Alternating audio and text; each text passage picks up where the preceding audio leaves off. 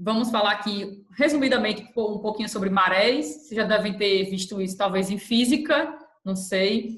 Mas as marés, elas são influenciadas pelo campo gravitacional, pela força gravitacional, né?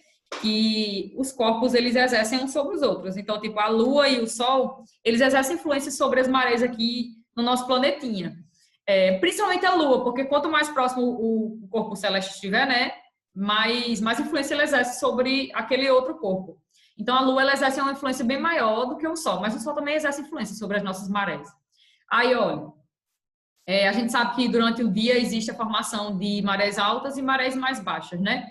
Eu quero falar de dois fenômenos aqui que geralmente a gente não fala muito, que são as marés de Cisígia, já ouviram falar? Maré de Cisígia, e as marés de quadratura. As marés de Cisígia, olha, repare aqui. Repare nesse primeiro esquema aqui de cima. Isso aqui é chamado de maré de Cisígia em astronomia, que é quando há meio que um alinhamento, né, do Sol com a Lua e a Terra. Nesses momentos, como a Lua e a Terra, a Lua e o Sol exercem influência sobre as nossas marés aqui na Terra, imagine que esses dois corpos, o Sol e a Lua, posicionados, mesmo alinhados à Terra, eles vão exercer a influência dupla ao mesmo tempo no nosso planetinha. Isso daqui vai provocar as maiores marés, né, que a gente vai ter no nosso planeta. Quando tiver na Lua nova e na Lua cheia, a gente sabe que a Lua é o nosso satélite natural e ele fica orbitando a Terra, né? Então, quando tiver na posição aí de alinhamento com o Sol, Lua, Sol e Terra, nas luas nova e lua cheia, né? O que é que vai acontecer? A gente vai ter as maiores marés que se tem notícia, né, no nosso planeta, que são chamadas de marés de Cisígia. Marés de Cisígia.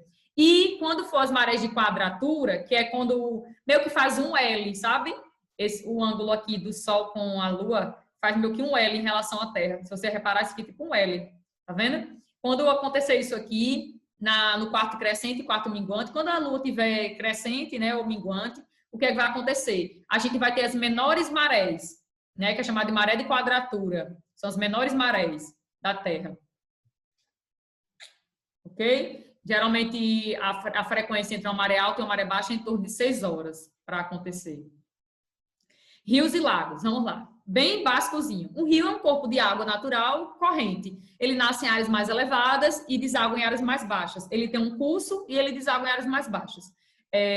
Mas, geralmente, o rio ele pode ter várias nascentes, né? O rio realmente pode nascer em áreas mais elevadas, mas um rio ele também pode ter uma nascente em um local um pouco mais baixo. Ele pode ter sua nascente, será, de um lençol freático, que pode dar origem a ele, ou de outro rio que pode dar origem a ele. Enfim, rios têm várias formas de nascentes. Mas o que a gente sabe é que, no geral, rios, eles geralmente nascem em áreas mais elevadas e percorrem um caminho até chegar no local mais baixo. Pois bem, a drenagem de um rio. Vamos falar das drenagens das bacias hidrográficas. Outra coisa, o que é uma bacia hidrográfica? Uma bacia hidrográfica é um conjunto de rios, que geralmente tem um rio principal, né, que recebe as águas de rios menores, que são os afluentes, que desaguam nesse rio principal, ou os subafluentes. Eu digo assim no sexto ano, que é bem fácil entender. Uma bacia hidrográfica é uma região formada por um conjunto de rios, onde se tem rios principais, geralmente, rios afluentes e rios subafluentes. Então, professor, os subafluentes são aqueles que desaguam nos afluentes, que, por sua vez, desaguam no principal? Sim. Mas nem toda bacia, ela vai ter um rio principal. A gente vai ver que tem algumas bacias hidrográficas no Brasil que não tem um rio principal, certo? Mas, tipo, é um conjunto de rios ali que se conectam através de uma região, que eles estão localizados numa região, se conectam e geralmente vão desaguar em algum local específico. Aí depende, por exemplo, quanto ao tipo de drenagem das bacias. Elas podem se agrupar elas podem ser exorreicas, quando aquela água daqueles rios, eles vão parar no mar, certo? Quando a água do rio vai parar no mar, aqueles rios vão parar no mar, é uma drenagem exorreica. Endorreica, dentro do continente, pode desaguar no mar fechado, mas dentro do continente, certo? No lago, mas dentro do continente. Endorreica. Aí, arreica, quando as águas alimentam os lençóis freáticos. Quando a água de uma bacia hidrográfica, de um rio, ele vai infiltrar ali e vai alimentar um lençol freático. É uma drenagem arreica. E criptorreica, geralmente é comum essa drenagem aqui em áreas de deserto. É quando o rio se infiltra quando o rio se infiltra no solo, sem alimentar os lençóis freáticos, ou ele evapora, certo? Ele se infiltra, mas não consegue alimentar os lençóis freáticos porque a área é muito quente, geralmente muito seca, evapora muito rápido. Essa drenagem é chamada de criptorreica. E os rios, vamos lá, quanto aos tipos de rios, né? Quanto aos tipos de rios, os rios podem ser perenes, que é quando um rio que nunca seca, né? Ele sempre tem água. Tipo, o Rio São Francisco, o Rio Amazonas, o Rio Paraná, o Rio Tocantins, são rios aí perenes. A maior parte dos rios do Brasil são rios perenes, são rios que sempre têm corrente de água, tipo, eles nunca secam. Mas a gente também vai encontrar bastante rios aqui no Brasil, sobretudo rios aqui na nossa região, né, no Nordeste, deixar entre aspas. Os rios do Nordeste são rios que são chamados de rios sazonais ou intermitentes ou temporários, que são rios que eles secam alguns meses do ano, aqueles meses que não estão chovendo, e quando ocorrem as chuvas eles enchem novamente. Eles podem chegar a secar totalmente ou secar grande parte, certo? Mas são rios chamados de rios temporários. E tem a ver com a dinâmica climática do local, né? Clima semiárido, ele ocorre nas áreas de clima semiárido, né? Quente e seco. Pois bem. E os rios efêmeros, a gente não tem rio efêmero no Brasil, porque rio efêmero é rio de deserto, né? Rios que enchem com grandes chuvas, que a gente chama de chuvas torrenciais. Quando dá aquele toró do tamanho do mundo, aquele toró num deserto. No deserto pode passar um ano sem chover, vários anos sem chover, mas geralmente quando ocorre uma grande chuva, ele dá origem ali a um rio, né? Que são os rios efêmeros. A gente não tem no Brasil. No Brasil a gente tem os rios perenes e os temporários. São sazonais, intermitentes. Aí aqui, em relação ao regime de um rio, o que é que alimenta a água de um rio? Depende, né? Tem rios aí que podem ter regime pluvial, tipo no Brasil. No Brasil, todos os rios brasileiros, com exceção de um, que vocês conhecem ele tem um regime de alimentação que é mista. Mas todos os outros rios do Brasil têm esse regime aqui de alimentação, que é o pluvial, né? Alimentado por águas de chuvas. Só tem um rio no Brasil que ele tem um regime misto, que ele é pluvio-nival. Ele é pluvio-nival. Qual rio brasileiro é esse? Ele é muito famoso. Alguém sabe? Ele não é inteiramente brasileiro, esse rio. Não é inteiramente brasileiro, porque ele não nasce no Brasil. Mas ele passa pelo território brasileiro e deságua no Atlântico. É o único rio do Brasil que tem regime misto, que ele é pluvio-nival. Ele é alimentado pelo derretimento da neve. É aquele que é ali para a parte do sul, que pega o Paraguai, o Uruguai, aquela galera ali. E pega o Brasil também. E teve até uma guerra. Eu não lembro nem qual é o nome. Acho que é a Guerra do Paraguai. Do Rio Paraná? Paraguai, Rio Paraguai. Esse rio que eu estou falando, que é o único rio brasileiro Sim. que tem regime misto, ele é o maior rio do mundo. É o Amazonas. O único rio do Brasil que é alimentado de duas formas diferentes, tanto por regime pluvial quanto regime nival. Por quê? Porque ele se forma no Peru, ele vem da Cordilheira dos Andes, não área mais alta, mais elevada, né? Então ele aproveita aquele derretimento ali da nevezinha, né, da Cordilheira dos Andes, e também tem o regime pluvial. Então é o único que é misto no Brasil, o único. Todos os outros são pluviais. De acordo com a natureza do relevo, os rios podem ser agrupados em rios de planaltos. Esses são os rios que têm aí os maiores potenciais de energia elétrica, né, de gerar energia elétrica. Rios de planalto são rios que são muito utilizados para a geração de energia elétrica, para a construção de usinas hidrelétricas. O Brasil tem muitos rios de planaltos. Por isso que o nosso país ele é um país, de certa forma, muito aproveitado, né? A gente tanto tem o maior potencial de água, né, doce do planeta, cerca de 12%, quanto também tem um grande potencial também para gerar energia através da força dessas águas, porque grande parte dos rios do Brasil são rios de planalto. Rios que têm uma certa declividade, né?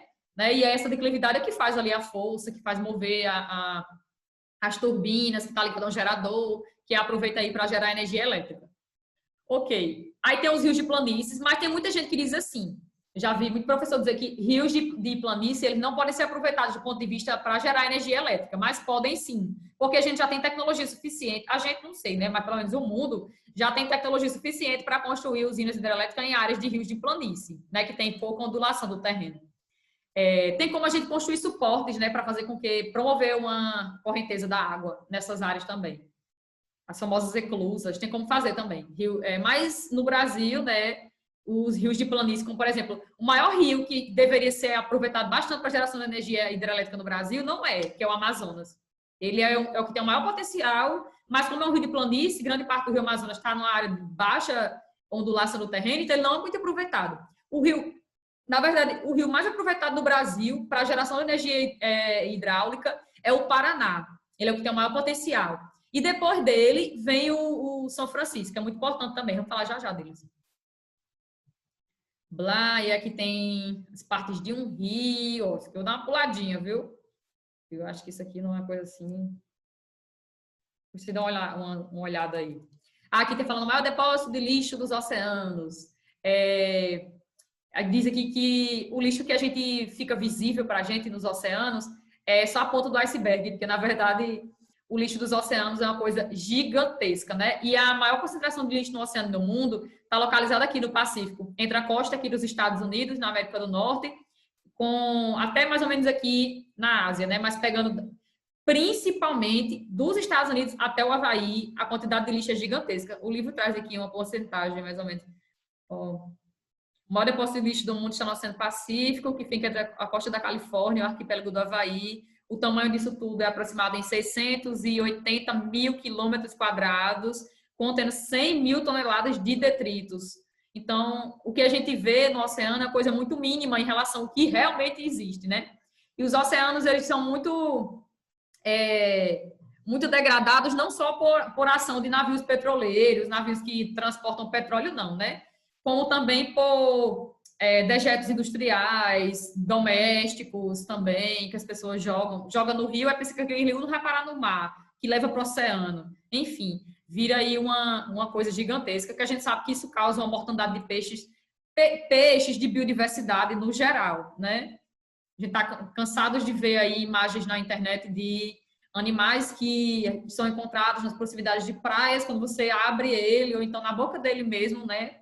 Tem lá um plástico, tem algum lixo, porque, na verdade, o lixo que a gente vê no oceano é só o mínimo que existe, porque grande parte já conseguiu, já começou a ser degradado, tá? Em áreas mais profundas. A gente não vê o todo. É isso que está dizendo aí. Aí aqui em águas subterrâneas vai mostrar o que é uma água subterrânea. É a água que está no subsolo, né? E a gente já viu que praticamente 30% da água doce que a gente tem disponível, ela está no subsolo. Grande parte da água doce está no subsolo. E aí o que é que acontece? As águas subterrâneas se formam pelo processo de precipitação e filtração da água. Sendo que tem duas distinções aí que a gente precisa fazer.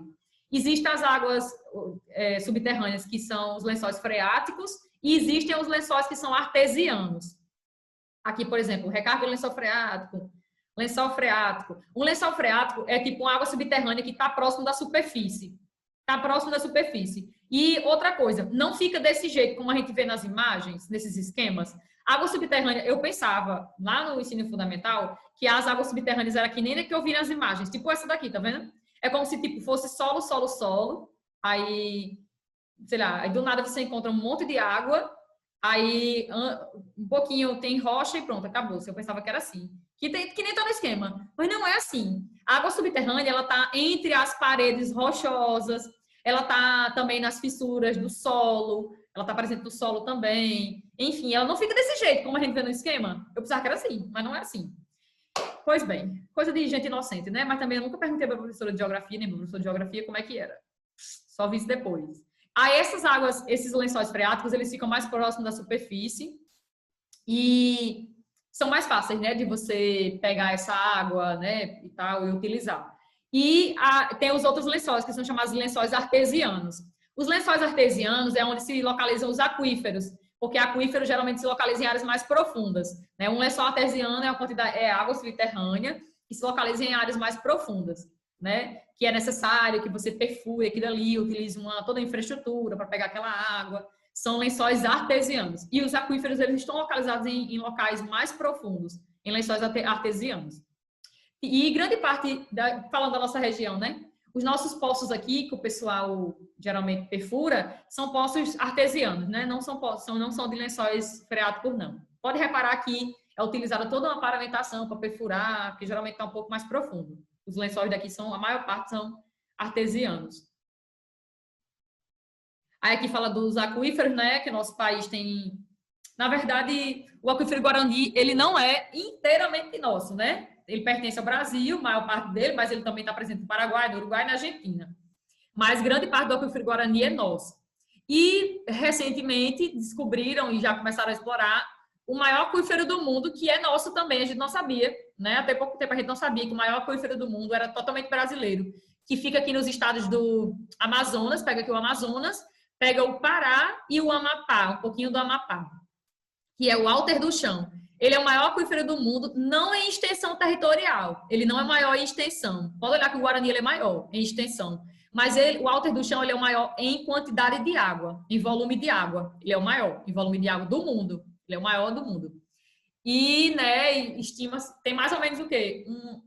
O povo diz que tem mais do que o volume de água do Rio Amazonas, né? No Alter do Chão. Enfim, então a gente tem água em abundância nessa região aí. Contaminação das águas, vou dar uma puladinha por aqui, porque vocês já sabem o que gera a contaminação das águas, né? Resíduos industriais, frutos da agricultura, que mais? Domésticos, né? Tudo isso gera contaminação das águas. Agora eu vou lá para Geografia 1, onde vai falar especificamente de Brasil. Estou chegando.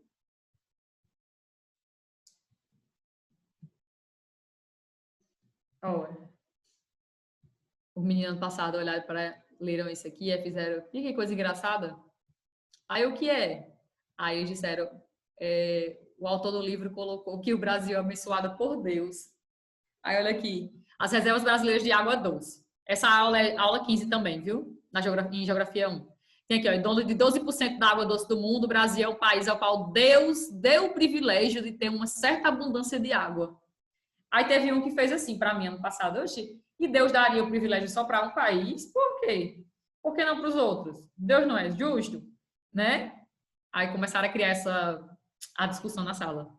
Enfim, mas o livro fala, né, que o Brasil é um país abençoado. E, de fato, é um país abençoado. Mas a gente tem que refletir sobre essa questão de ser abençoado também, né?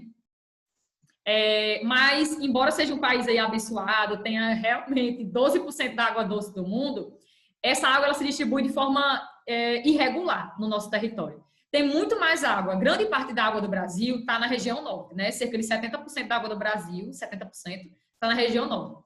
No centro-sul, né, pegando ali o centro-oeste, sudeste e o sul, tem mais ou menos 27% e no nordeste 3%. Né? Mais ou menos isso. Então, assim, a água ela é muito irregular no nosso território. Tem muita água? Tem, mas ela é irregular, ela é mal distribuída. Ela é mal distribuída. Bacias hidrográficas, espera aí que eu falo disso. Características gerais da hidrografia brasileira. Aí vai dizer aqui que nós temos mais rios do que lagos, vai dizer que nós temos as nossas condições de extensão territorial do Brasil, o relevo brasileiro, os climas do Brasil promovem uma grande quantidade de água, tudo isso reunido, grande pluviosidade, né? A maior parte do Brasil é um país tropical, né? Abençoado por Deus, pois bem, tem muita água, o maior potencial de água doce do mundo, alta densidade hídrica, alto regime pluvial, como eu falei, né? Drenagem exorreica predomina, que é aquela que deságua no mar, exorreica. Foz em estuário predomina mais do que a foz em delta. Ana Beatriz, o que é isso? Foz é tipo onde o rio ele vai desaguar as suas águas. Onde ele termina é a foz do rio. Aí, quando você vê uma foz de um rio, só tem um canal que liga aquele rio ao local onde ele vai desaguar, é foz em estuário. E quando o rio ele tem vários canais que liga ele ao local onde ele vai desaguar, é chamado de foz em delta. No Brasil, predomina as foz em estuário, né? Quando só tem um canalzinho que liga aquele rio, a parte final dele, ao local onde ele vai desaguar. Predomina as foz em estuário. Aí predominam os rios de planalto, superam os de planície no Brasil, o Amazonas é de planície, o Paraguai é de planície, mas o Paraná, que é o maior potencial hidrelétrico do Brasil, ele é um rio de planalto, o São Francisco também é de planalto, nasce na Serra da Canastra, em Minas Gerais, né? E deságua aqui no Nordeste, quer dizer, em estados do Nordeste, né? Mas ele vai até o Oceano Atlântico, mas ele passa aqui por vários estados do Nordeste. Nasce lá no Sudeste e vem até aqui, a região Nordeste. Possui 3... Nós somos pobres em formação lacustre. Os rios brasileiros são subaproveitados, não são aproveitados 100%. utilizam bastante para navegação e para geração de energia hidráulica. A caixa d'água do Brasil, são 3 locais que são as caixas d'água do Brasil, que vem bastante água, né? Planalto das Guianas, mais ao norte, né, do Brasil. Planalto das Guianas é um grande local de dispersão de águas para dentro do nosso território. Os Andes, como eu falei, o Amazonas nasce nos Andes, né, no Peru. E o Planalto brasileiro, o Planalto Central brasileiro, que é onde a gente vai encontrar, tipo, vocês já viram por Cerrado nos locais que mais, como é que eu posso dizer, dá origem a nascentes de rios, né? Que fica localizado nessa parte central do Brasil, o Planalto brasileiro, onde a gente vai encontrar muitas nascentes de rios no Brasil, importantes.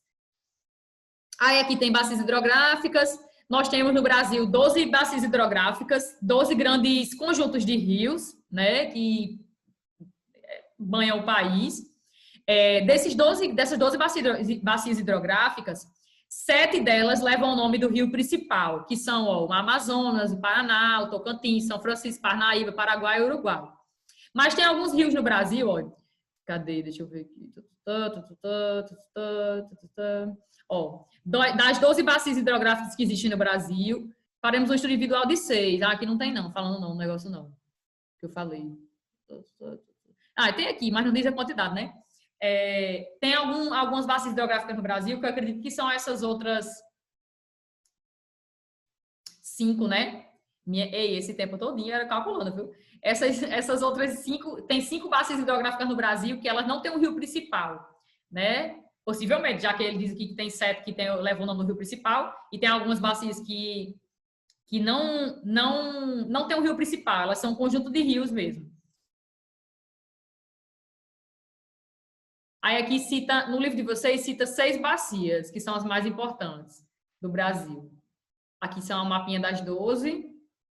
Amazonas, Tocantins, Araguaia, Atlântico Nordeste Ocidental, Parnaíba. O Parnaíba, no Brasil, na região Nordeste, só correm 2 rios que são perenes, que é o Parnaíba e o São Francisco. Aí tem o Atlântico Nordeste Oriental, que pega a nossa região, onde a gente está. São Francisco, Atlântico Leste, Atlântico Sudeste, Paraná. Esse aqui, ó, essa bacia do Paraná, ela é a mais rica em geração de energia hidrelétrica no Brasil. Ela é a mais rica. Mas o maior potencial é do Amazonas, mas não é muito aproveitado para a geração de energia elétrica. Porque grande parte dele está dentro de uma área de planície, né? E a gente... Não sei por que o governo brasileiro não investe, mas enfim, tem como fazer usina hidrelétrica em áreas de planície também. Mas a gente não aproveita aí 100%. A gente vai ver que essa bacia do Rio Amazonas, ela é muito aproveitada para navegação, transporte de mercadorias, né, dessa região para outros locais. Ela é muito utilizada para isso, mas para geração de energia hidráulica é algo que está ainda crescendo nessa área, ainda não está aproveitando o máximo do potencial. Aí, a do Paraná ela é mais aproveitada, depois é do São Francisco. Aí tem a do Paraguai também. Paraguai, Uruguai. A gente vai ver que tem uma bacia aqui chamada Bacia da Prata, que ela engloba esses 3 rios aqui, o Paraná, o Paraguai e o Uruguai, que é uma bacia extremamente importante. Ela não pega só o Brasil, pega outros... Era essa que eu estava pensando que você estava falando, quando você estava falando da Amazônia, naquela parte, você fez a pergunta. Porque houve a guerra do Paraguai aí, que o Paraguai queria o domínio dessa parte e foi moído.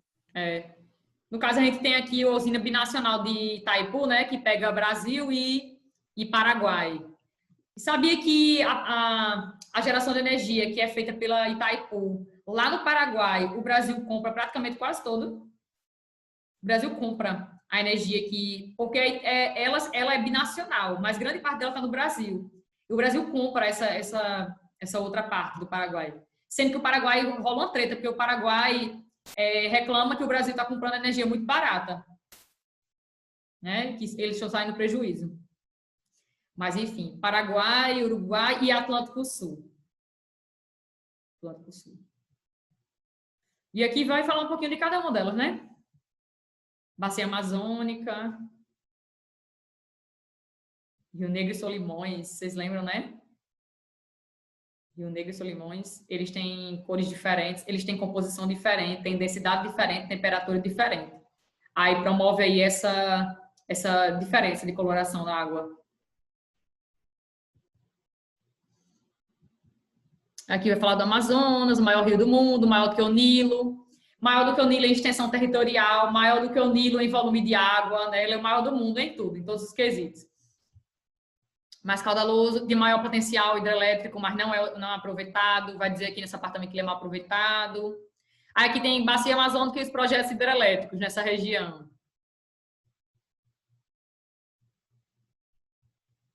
Tem vários projetos, né? Vários. Mas por mais que tenha essa ruma de projeto aí, ainda não é aproveitado de seu potencial, né, de forma 100% dessa região.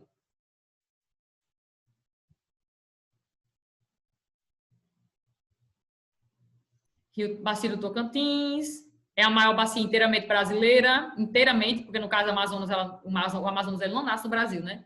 Essa daqui é do Tocantins, é a inteiramente brasileira, a maior bacia inteiramente brasileira, território brasileiro.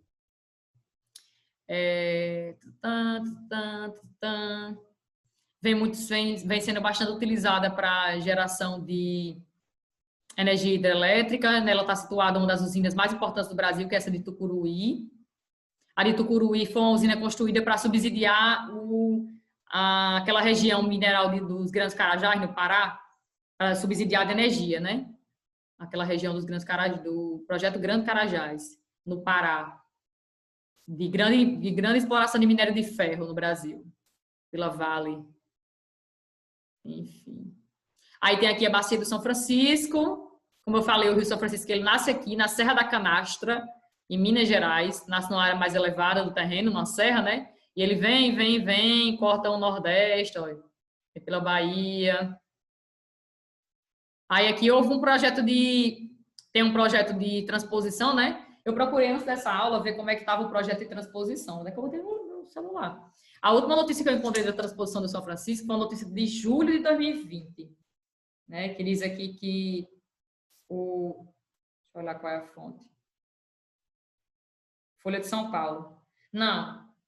Espere. A notícia da Globo.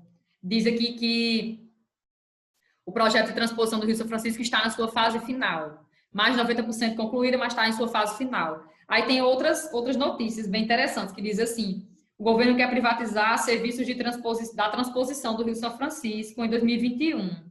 O governo quer privatizar serviços da transposição. O governo quer, enfim, está cheio de notícia aqui dizendo que o governo quer privatizar serviços da transposição do Rio São Francisco. Enfim, né, é uma coisa muito polêmica, porque essa transposição, ela deveria ter, o intuito dela é transpor água de áreas um pouco mais úmidas para áreas secas do Nordeste, né, sobretudo da área que passa perrengue por causa das secas prolongadas. E aí, tipo, privatizar o sistema de transposição, para quê? Por quê? O projeto não foi feito para pessoas carentes? Não era para isso? Enfim, vou entrar nessa discussão não. O projeto tem 2 eixos, né? Aí sim, outra coisa, que fala um pouquinho do Rio São Francisco, da bacia, é a segunda maior bacia inteiramente brasileira do Brasil, engloba aí 7,5% do nosso território. Aqui tem os estados por onde ele corre. Olha. Tem várias denominações, passa pelos estados de Sergipe. Ele deságua entre os estados de Sergipe e Alagoas, nasce em Minas Gerais, passa por Minas Gerais, Bahia, Pernambuco, Alagoas e Ceará. Que Ceará, menina? Sergipe.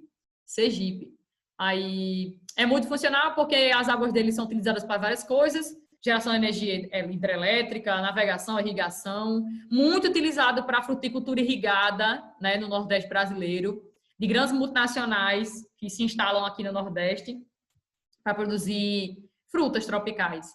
Sobretudo, né, entre essas 2 cidades, né? Petrolina, Juazeiro, Petrolina.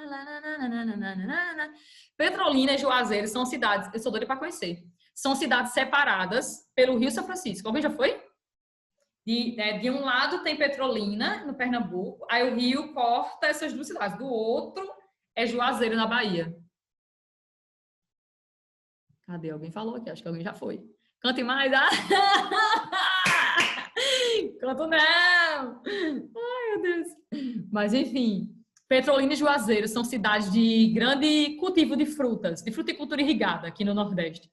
E se aproveitam da água do São Francisco, né? Para isso.